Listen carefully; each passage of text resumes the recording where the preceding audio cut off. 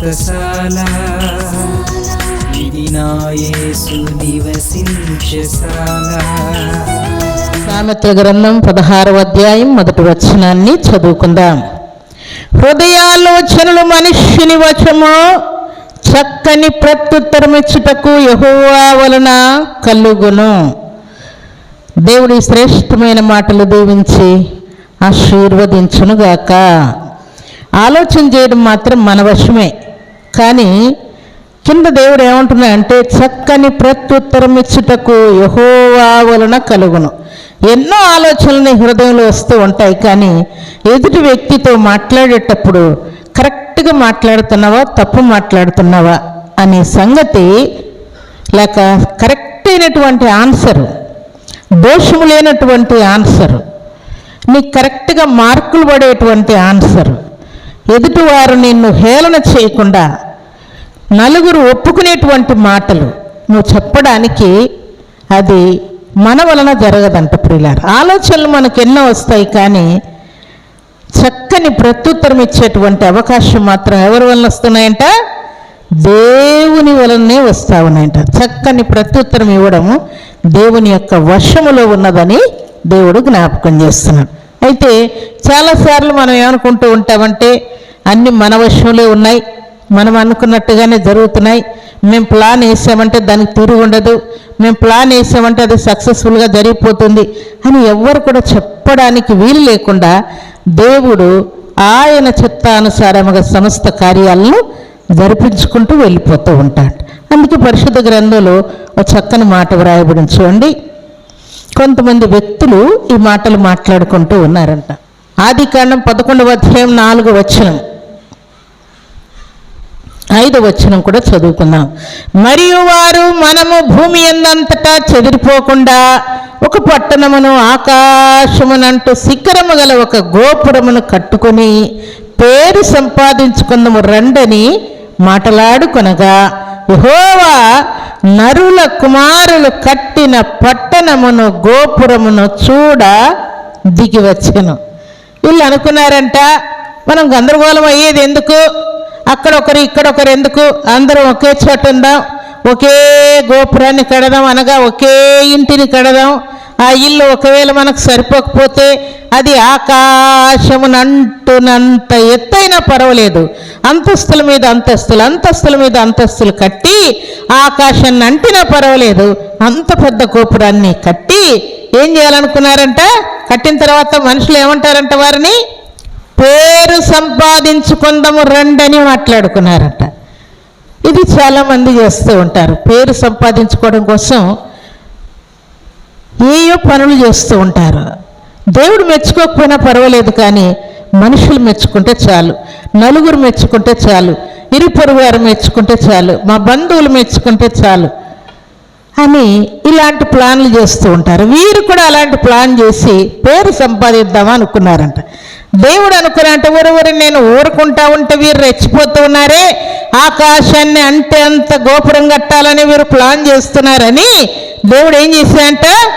దిగి వచ్చాయంటే ఎలాంటి గోపురం కడుతున్నారో చూద్దామని దేవుడు దిగి వచ్చి కింద మాట చదువుకుందాం చూడండి. 6వ వచనం. అప్పుడు యెహోవా, ఇదిగో జనం ఒక్కటే, వారందరికీ భాష ఒక్కటే, వారు ఈ పని ఆరంభించి ఉన్నారు. ఇక మీదట వారు చేయదలచు ఏ పని అయినను చేయకుండా వారికి ఆటంకమేమీ ఉండదు. కనుక మనము దిగిపోయి వారిలో ఒకని మాట ఒకనికి తెలియకుండా అక్కడ వారి భాషను తారుమారు చేయదము రండని అనుకొనెను. తండ్రి, కుమార, పరిశుద్ధాత్మ దేవుడు మాట్లాడుతూ ఉన్నాడు. మనం ఊరుకుంటే లాభం లేదు. తండ్రి, కుమారుడు, పరిశుద్ధాత్ముడు మాట్లాడుకుంటూ ఉన్నారు. మనం ఊరుకుంటే వీళ్ళు గోపురం కడతారంట, మనుషులందరూ మెచ్చుకునేటట్టుగా పేరు తెచ్చేటట్టుగా కడతారంట. కాబట్టి మనం అర్జెంటుగా వెళ్ళి, ఒకే జనము ఒకే భాష అయితే మనం వెళ్ళి ఒకడు మాట్లాడేది ఇంకొకరికి అర్థం కాకుండా భాషను తారుమారు చేయదము రండని దేవుడు పిలిచాడంట. అక్కడికి జనం మధ్యకి దిగి వచ్చి గోపురం ఎంతవరకు కట్టాలనుకున్నారు వారు? ఆకాశాన్నంటే అంత గోపురం కట్టాలనుకున్నటువంటి వ్యక్తులు ఎప్పుడైతే దేవుడు మనుషుల భాషను తారుమారు చేయాలని ఆలోచన చేశాడో వెంటనే మరుసటి రోజు నుంచి వీని భాష వానికి రావట్లేదు, వాని భాష వీనికి రావట్లేదు. ఏం చేశాడు చెప్పండి? దేవుడు తారుమారు చేసి పడేసంట. ఒకరి మాట ఒకరికి అర్థం కాకుండా అయిపోయింది. అప్పుడు ఏం జరిగిందంటే కింద మాట చదువుకున్నాం, 8వ వచనం. అలాగున యెహోవా అక్కడ నుండి భూమి అందంతటా వారిని చెదరగొట్టెను గనుక వారు ఆ పట్టణమును కట్టుట మానిరి. అప్పుడు ఏం చేశారంట? ఇంకా ఒకరి మాట ఒకరికి అర్థం కావట్లేదు. వాడేం మాట్లాడుతున్నా వీనికి తెలియట్టు, వీడేం మాట్లాడుతున్నా వానికి తెలియట్టు. ఇంకా నా వల్ల కాదని ఎవడికి నచ్చినట్టుగా ఈ మూలకొకడు, ఆ మూలకొకడు, ఈ మూలకొకడు, ఇట్లా 4 దిక్కులకు వారు మూలన వెళ్ళి ఎవరికి నచ్చినట్టు వారు జీవించారంట. అప్పుడు ఆ కట్టవలసినటువంటి పట్టణాన్ని, ఆ గోపురాన్ని కట్టడం వారు మానేసుకున్నారు. కానీ వారి మనసులో ఏమనుకున్నారు? మనం అనుకున్నట్టుగా పట్టణం కడదాం, పేరు సంపాదించుకుందామని అనుకున్నారు. కానీ ఇవన్నీ కూడా మన వశంలో లేవన్న సంగతి వారు తారుమారు అయిన తర్వాత, దేవుడు వారి భాషను అర్థం కాకుండా చేసిన తర్వాత అప్పుడు వారికి అర్థమైందంట ప్రియులారు. అయితే ప్రభు సన్నిధిలో చేరినటువంటి ప్రభు బిడ్డలమైన మనం జ్ఞాపకం చేసుకోవాల్సిన సర్వసత్యం ఏంటంటే, ఏదైనా మన వశంలో లేదు, అన్నీ ఎవరి వశంలో ఉన్నాయి? దేవుని వశంలో ఉన్నాయన్న సంగతి మనం జ్ఞాపకం చేసుకోవాలి. పరిశుద్ధ గ్రంథంలో ఒక చక్కని మాట వ్రాయబడింది. దానికి సంబంధించి చూడండి, సామెతల గ్రంథం 16వ అధ్యాయం 32వ వచనాన్ని చదువుకుందాం. పరాక్రమశాలి కంటే దీర్ఘశాంతము గలవాడు శ్రేష్ఠుడు, పట్టణమును పట్టుకుని వానికంటే తన మనస్సును స్వాధీనపరుచుకునేవాడు శ్రేష్ఠుడు. స్వాధీనం చేసుకోవడం అంటే ఏంటి? వశము చేసుకోవడం.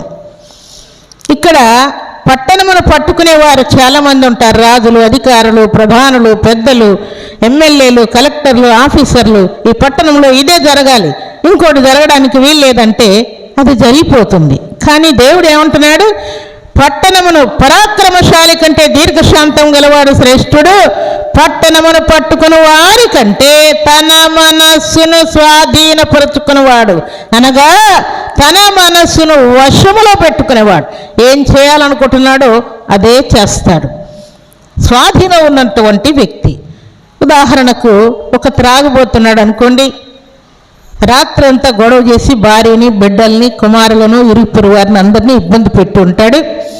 తెల్లవారిన తర్వాత భార్య బుద్ధిమంతురాలై, కాదయ్యా నువ్వు ఇంత తాగి గొడవ చేసి ఇరుగు వాళ్ళని బూతు మాటలు మాట్లాడి వాళ్ళతో గొడవ చేసి వీళ్ళతో గొడవ చేస్తే ఎట్లా? మేము కష్టపడి పని చేసి వచ్చి కూడా కడుపు నిండి అన్నం తినడానికి లేదు, నీ వలన ఇరుగు వాళ్ళు కూడా మా మీద గొడవకు వస్తూ ఉన్నారు అని భార్య ఉదయం గద్దిస్తే ఆయన అంటూ అంట, తప్పైపోయిందమ్మా, ఇంకోసారి ఎవరిని గొడవ చేయను, ఎవరిని ఏమీ మాట్లాడను, తప్పైపోయింది, ఏం మాట్లాడానో కూడా నాకే గుర్తులేదు అని భార్య దగ్గర సారీ చెప్పుకున్నాడు. మళ్ళా రాత్రి ఏం చేస్తాడు చెప్పండి? ఏం చేస్తాడు? మరలా రాత్రికి అదే పని చేస్తాడు. అనగా తన మనస్సును ఆయన వశములో పెట్టుకోలేకపోతూ ఉన్నాడు. తాగకుండా ఉండాలి, గొడవ చేయకుండా ఉండాలి, ఎవరి జోలికి వెళ్లకుండా ఉండాలని అనుకుంటున్నాడు, కానీ వశపరుచుకోలేకపోతున్నాడు. ఎవరిని? భార్యని కాదు, భర్తను కాదు, తల్లిని కాదు, తండ్రిని కాదు, అన్నదమ్ములను, అక్కచెల్లెలను కాదు, తన మనస్సును వశపరుచుకోలేకపోతున్నాడు. తన మనస్సును తన స్వాధీనములో ఉంచుకోలేకపోతున్నాడు. అందుకని దేవుడు పట్టణమును పట్టుకుని వానికంటే తన మనస్సును స్వాధీనపరచుకోవాలి అంటూ ఉన్నాడు. ప్రభు సన్నిధిలో చేరిన ప్రభు బిడ్డలమైన మనం దేవుని నమ్ముకున్న తర్వాత మన మనస్సు మన మాట వినాలి. అప్పుడే మనం దేవుని బిడ్డలు. చాలామంది దేవుని సన్నిధికి వచ్చి మంగళవారం నా దగ్గరకు వచ్చినప్పుడు ఈ మాటలు అంటూ ఉంటారు.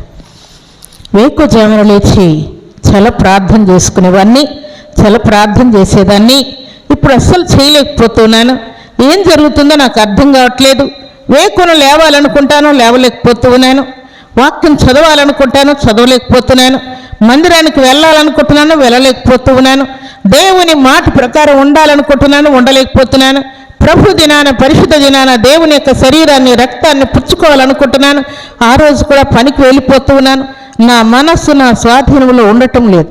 మన మనస్సు మన మాట వినకపోతే మనం ఎవరిని మాట వినేటట్టు చేయలేం ప్రియులారు. మన మనస్సు మన మాట వినకుండా ఉంటే ఎవరినో మార్చాలని ప్లాన్ చేస్తుంటాం. నా భార్య నా మాట వినట్లేదు, నా భర్త నా మాట వినట్లేదు, నా పిల్లలు ఇలాగ చేస్తూ ఉన్నారు, నా ఇరు పొరుగు వారు ఇలాగ చేస్తున్నారు, నా ఫ్రెండ్స్ కూడా నన్ను మోసం చేస్తూ ఉన్నారు అని ఎవరినో మనం స్వాధీనపరచుకోవాలని ప్లాన్ చేస్తూ ఉంటాం. అయితే ముందు మనం ఎవరిని స్వాధీనపరచుకోవాలి? మన మనస్సు. దేవుడు ఏం చెప్పాడో అది చేసేటట్టుగా మనం ప్లాన్ చేసుకోవాలి. మన మనస్సు మనం చెప్పినట్టుగా ప్రార్థన చేయాలంటే చేయాలి, మందిరానికి వెళ్ళాలంటే వెళ్ళాలి, దేవుని మాట ప్రకారం జీవించాలంటే జీవించాలి, వాక్యం వినాలంటే వినాలి, చదవాలంటే చదవాలి, పరిశుద్ధంగా జీవించాలి, ఉపవాసం ఉండాలంటే ఉండాలి.